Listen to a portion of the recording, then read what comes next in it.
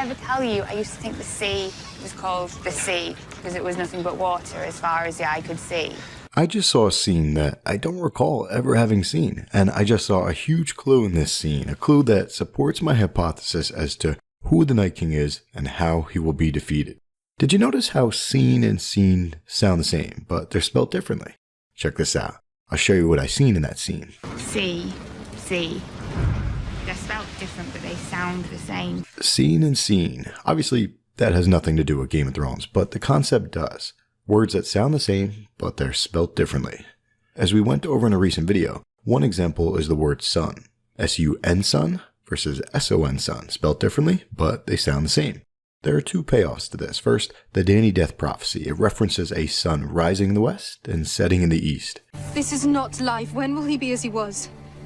When the sun rises in the west, sets in the east. Book fans have long hypothesized that she was referring to an S-O-N sun, specifically Quentyn Martell, a book-only character who was born in Westeros, and he died in Essos, rising in the west, setting in the east. Personally, I think Quentyn was a red herring. Mirri Maz Duur was probably referring to Jon and Dany's son Robb, being born or rising in the west, Westeros, and Dany and Khal Drogo's son Rhaego dying or setting in the east, Essos. So that's the first payoff, but that's not the topic of this video. This video is about the long since forgotten son, the Night King. Let me frame it, but first, please let me thank Ryan Walsh for becoming a channel member, and Chad Al-Harbi and Elka Bednarsh for helping in the campaign to save a child's life. Thanks, guys. Alright, so we see Gilly and Sam reading books 2 times. In this scene, Gilly reads, Legends of the Long Night. And Sam reads, The Study of Rare Diseases by Archmaester Pylos. And in this scene, Gilly is reading one of the diaries that Samwell Tarly is transcribing. Gilly is reading The High Septon's diary. This is when Gilly mentioned Rhaegar's annulment, which Sam remembers later on up at Winterfell with Bran. Is this something you can see? And with their powers combined, they figured out that Jon is not technically a bastard. He's Aegon Targaryen. So Gilly's book in this scene has paid off. What about Sam and Gilly's books from this scene? Sam's book has already paid off. He got confirmation that there was dragonglass at Dragonstone, but that's not really a payoff, because Stannis had already told Sam about this. Dragonglass? What the maesters call obsidian. You know what it is. We have it in Dragonstone. This book paid off in a second way, though. The Cure for Grayscale. And this book is probably going to pay off a third time, and it'll be big. Well, the secret to defeating the Night King is probably sitting on some dusty shelf somewhere, completely ignored. This book will probably teach Sam that he needs to use dragonglass, green dragonglass, to heal the Night King. Check out the link above for more detail.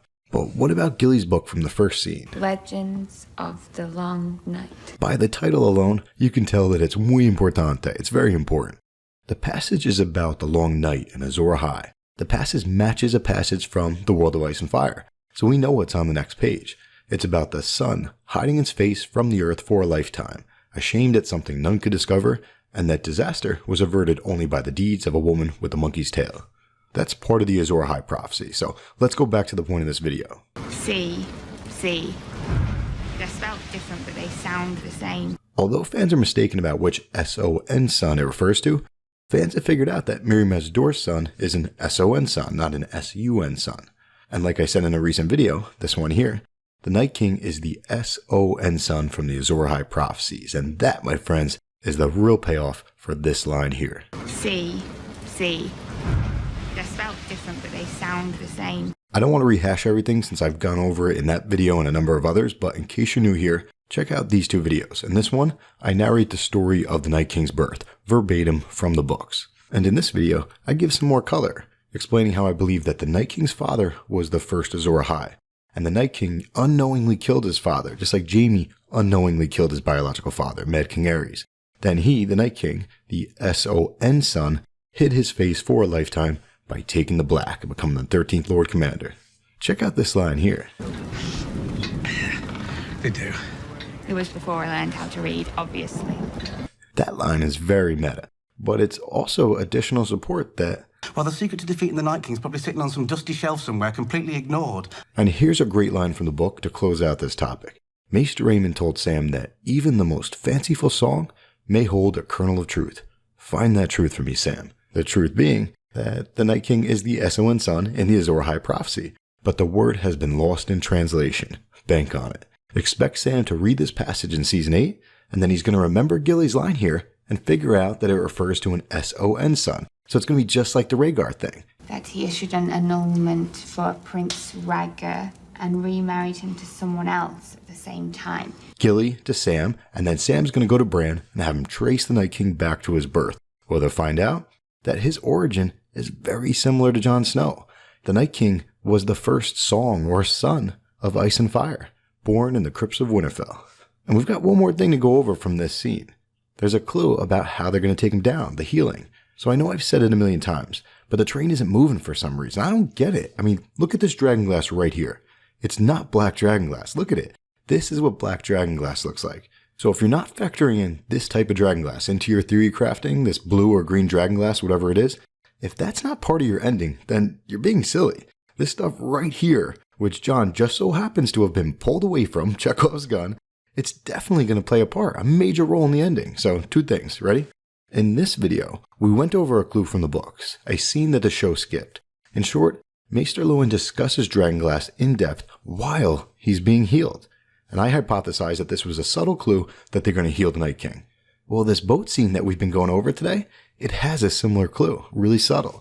The main purpose of the boat scene is about this line here. See. They're spelled different, but they sound the same. And as we keep saying, the payoff is about the reveal. That the sun, the S-U-N sun in the Azor Ahai prophecy, it should really be the S-O-N sun, and it's the Night King. So basically, we're getting this clue about the Night King in a scene where Sam is sick. Sam, are you going to be sick? Yeah, another subtle reference to illness or disease. Another subtle clue that they're not going to kill him. They're going to heal him. Violence is a disease. You don't cure a disease by spreading it to more people. Sam knows he's got to find something, and he's close. Well, the secret to defeating the Night King's probably sitting on some dusty shelf somewhere, completely ignored. He's got the book. The clues are in the book that he was already reading. Check out the Green Dragonglass video if you want more details on that. All right, I'll talk to you.